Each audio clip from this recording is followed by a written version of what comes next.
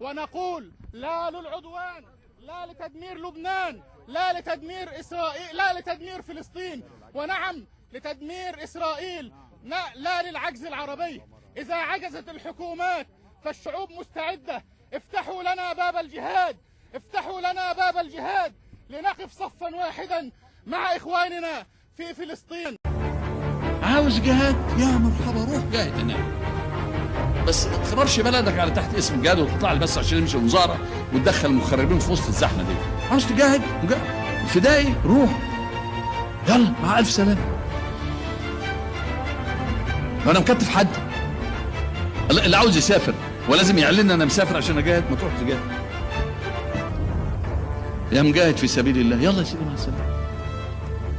ايه اللي منعه؟ يعني ماسكه ايده يجيب باسبور ويطلع ومع الف سلام ومع تحياتي له كمان، بس يروح. يستأذنني ليه؟ وكل واحد بيسافر بره بيستأذنني؟ هو بيقول لي كده عشان اقول له لا؟ لا، بقول روح. اللي عاوز يروح يروح.